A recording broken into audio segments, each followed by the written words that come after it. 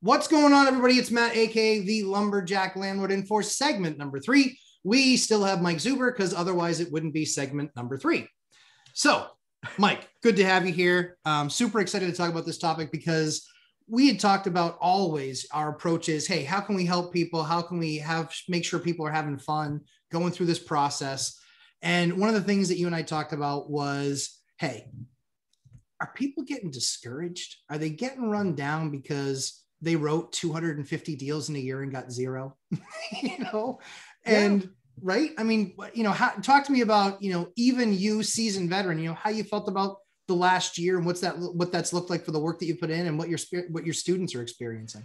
Yeah, I guess there's a couple of things. I'm glad we're talking about this because too much of social media is the flash and dash, like the sizzle. Yeah. It's not the steak, right? That's right. It's not like real life. And I've seen too many people. I've been helping people for 10 years. I've been doing this for 20 years, right? Yeah. And I see too many people come into real estate or real estate investing or money or investing on a sugar high. They're willing to commit 30, 60, 90 days, and then they're all kinds of disappointed when nothing happens. Right. And I just want you to know it's not how you do real estate investing, right? Real estate investing is something that, again, I keep telling people, I don't know why people don't listen, but I looked at my market every day for 20 years. I may have missed 30 days in 20 years. That's right. Right. And it doesn't take long. It's a tight criteria. You have your alerts, all of this stuff, but your market is always changing, always learning. And the other things I want people to hear is last year was the hardest year in my entire career. Yeah. I wrote a book called One Rental at a Time where I bought every deal off the MLS except for 2. And last year, as Matt kind of introduced, I wrote 250 offers on the MLS and got 0. And for most people, the idea of writing 250 others is unfathomable. So maybe for you, yes. It's 50 or yes. maybe it's 25, whatever it is. But whatever your number is to get 0, some of you would go, it's not worth it. I'm going to go somewhere else. Right. And what I just want to tell you is last year was a perfect storm for having no inventory and crazy demand. I've been doing this 20 years. It will likely never happen again in your or my lifetime. That's right. Right. We basically told owners, don't go outside. Yeah. So guess what? They didn't put a for sale sign in their yard. We told owners your jobs are at risk. So they didn't buy a bigger house. Right. Guess what? Then builders, oh, by the way, in the beginning, don't build anything because nobody can come look at your shit. That's and right. Then, oh, by the way, start building because people want it, but everything costs 100% more, like freaking lumber and windows and appliances. Inflation is here, folks. These freaking government's lying to you. Yes. Right? So it's not there. And then, oh, by the way, interest rates, and then the rules change in lending and this, that, the other thing. Last year was a year that I hope to never repeat, kind of like 2010. I hope 2010 never happens again. Agreed. For entirely different reasons, but it's an outlier. It's, on a bell curve, it's that, that 2 deviations away from the mean. Yeah, they do happen, but they happen once every 20 years. That was 2020. It's already changing in 2021. Start writing offers, do the work, good or great deals. I think it breaks in your favor no later than July 1st, just because I'm saying summer and I'm picking the middle of the summer. Nothing special about Q3 starting. It's just the summer.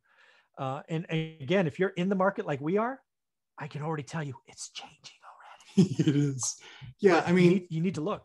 If you're a public official and you like to hold my hand through the local Home Depot, I will point out to you where inflation is. Yeah. I'll point it out to you, and I can do it in any aisle. There's not an aisle in there that I can't point to and go, that was cheaper. That was cheaper. That was cheaper. Hey, Mike. So for me, I don't want people getting discouraged. I totally agree with you. We got to put in the time. We got to put in the homework. We got to do make the effort, do the math. All of those things have to be happening right now because your moment of opportunity is right around the bend. Oh, it's like right there. It's like right there. Right there. It's right there. It's right around the bend. And people are going to miss it, or they're not going to be prepared and they're going to write a crap deal. Like, don't do that. Don't have fear of missing out and write a bad deal, because I got news for you. Write a bad deal anytime you want. You could do that today. Yeah, exactly. Why wait to write a bad deal? Do it right now. Write a bad deal now. And so with that being the case, doing your homework, getting things in line, understanding what things are costing and where the market's going, there's not really been that much of a shift even though the rate's up, basically at least 1 point, if not 1.25. And it's because of that elasticity that we're talking about. But people have to do the homework, and inflation is absolutely real.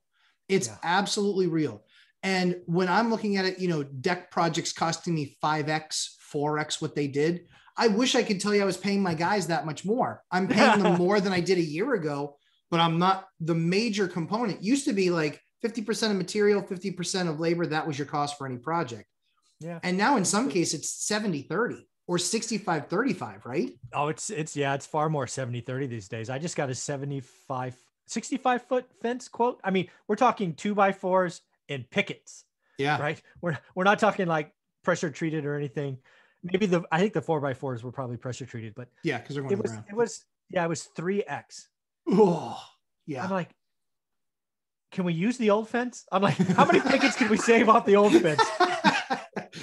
Seriously, I said, how many of those can we save? Because they're apparently made out of gold. Mm-hmm, yep. Hey, Mike, drive down to Fresno and start picking them off with your own crowbar. Yeah, I was like, hey, I'll come pick them up. Yes. I'll take the nails out. It didn't used to be worth my time. Now it is. Now it's worth Lumber's that much more expensive. But we were just doing a quick, tiny little project for wiring. And so I'm obviously, I know all this stuff from the trades, but 12-2 wiring, it's a yellow spool. If you walk into Home Depot, you'll find it. That roll back in April, May last year, that roll would run you right around $57, right around that. When we went to go buy this roll, I literally said, and I literally had to ask for help.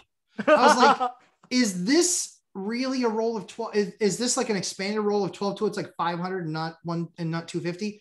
Like, no, that's a 250 roll. It was 119, Mike. $119, but inflation's not here. The price of that wire spool has more than doubled. It's more than doubled. More than doubled. That's insanity. There's nothing materially different. And the funny thing for us is that I don't know how quickly that jumped, because we usually buy it like half a pallet at a time and then work off that pallet. Right. So I don't know, but this was like a new one. And like, I had to yell at one of my guys and I was like, I know we have a roll of this stuff somewhere in inventory. I know we do. I cannot believe we just paid $120 for 12-2. I was like absolutely apoplectic. I was going mental. I was absolutely mental. I was like, we really need to do this? Yeah, exactly. I mean, inflation's so high, I'm now paying for paint stirrers. I mean, what the hell? So yeah, I think that people shouldn't get discouraged. Recognize that you've got to do the work. You've got to do the math. You've got to do the research, because your opportunity will hit. It will hit, because a lot of people are saying, well, but it's not going to hit in that range. Here's where it will hit in that range. You will find more inventory. You will absolutely find people that are ready to sell, that they're finally ready to move on up, or they're ready to move on into a retirement community or something like that, because not a lot of that was happening last year because people didn't want to be jailed. Like our grandparents decided to move into one, and they said, we're putting it off as long as we can because we know when we walk in there, we're on lockdown. We can't leave. We're done for months. I mean, literally, it was like a prison sentence, and they didn't want that freedom taken away. And I get that. So that move up is going to happen. But also, Mike, guys like you and me, we're going to make our inventory available on single family and smaller stuff, because we're going to go buy a distressed asset that's a 15 or a 20, right? Every time. Yeah. Yep. Real estate moves in cycles. It's not the same cycle. That's what people don't get, right? Housing has a cycle, multifamily has a cycle, retail has a cycle, office, and it's not the same cycle. If you pay attention, you do the work, you can really dance through raindrops and make a lot of money. A ton. And Mike, and when I say a ton, and when you say a ton is different to everybody. But what if a ton is just that one house or that second one? What if it's just that number for you? That's the one you're going to fondly look back of 10 years from now, like I do with my portfolio. I look back at my portfolio and I saw 5 deals that I was like, I cannot believe that ever traded for that ever sold for that. Can't believe it. And people are going to put themselves in that 10-year position where 10 years from now, they're going to look at it and say, wow, can you believe what that thing is worth now?